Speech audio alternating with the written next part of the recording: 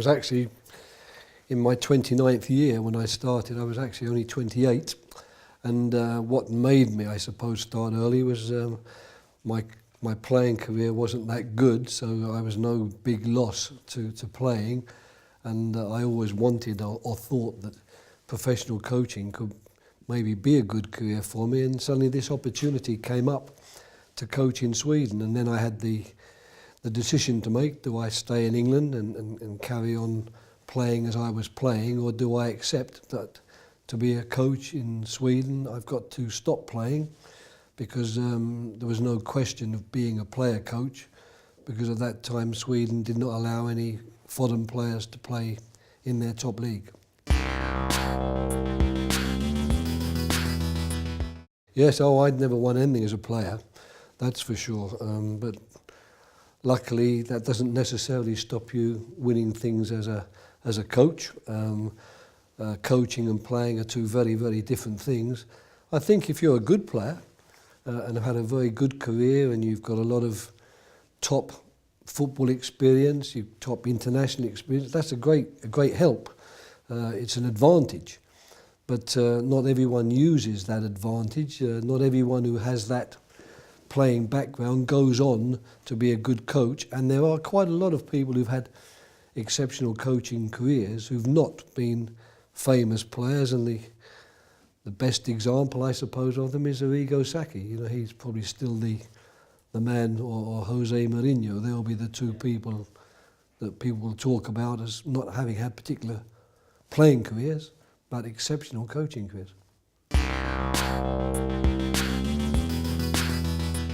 To be fair, it was a good 4 years, but unfortunately we couldn't carry over in tournaments the good form we'd shown going up to the tournaments, especially this last one. I think we played 19 games and only lost twice, and one of those was a ludicrous home defeat where we got 2 goals giving against us that, you know, should normally not have been given. So we went into the tournament very well, and what's more, we'd beaten France, we'd beaten Germany away, we'd beaten Wales, of course, and we'd beaten France. So we actually went into the tournament thinking we could do well here, but then we came up against a juggernaut, an Iceland team that had wind in its sails, and we couldn't find the answer. But in terms of the 4 years and the 56 matches, I'm pretty satisfied with really what we did there, and I'm actually quite proud that we put together, or we launched a group of players, very young. We were the youngest squad, I think, in the Euros average age.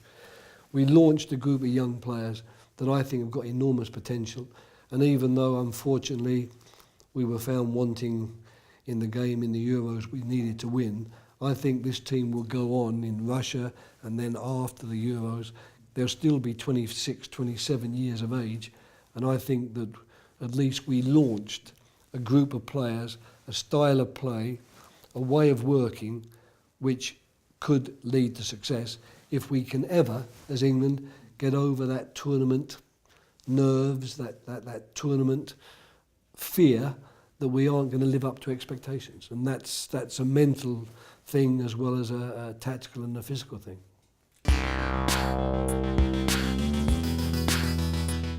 Yeah, I think it probably was. I think I've been nominated or close to getting the job on several occasions before, as far back as you know, when I left Switzerland in the early 90s. So it was a long time coming, and on at least 2 occasions I was a sort of a bridesmaid, and my name was mentioned, and a lot of people were saying, you know, he would be the best man, but they didn't take me. They took somebody else.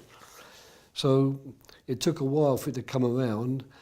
So I think probably the dream had evaporated somewhat, but it's certainly been the pinnacle of my coaching career, and it will be very hard for me to go anywhere which will be compatible to the England job, because I've enjoyed all my national coaches' job. I love Switzerland, I love Finland, the UAE was okay, England was fantastic. So really and truly the difference, I suppose, with England was that I did that as an Englishman. You know, I wasn't Swiss, I wasn't Finnish, I wasn't an Arab in the UAE. So getting the job as an Englishman, and someone saying to you, we're giving you the top coaching job in the country, we're asking you to manage our national team, your national team, that was a tremendous privilege, a tremendous honour, and as a result, certainly the pinnacle of my career. I think for it to have been the dream job, it would have had to happen 15, 20 years earlier.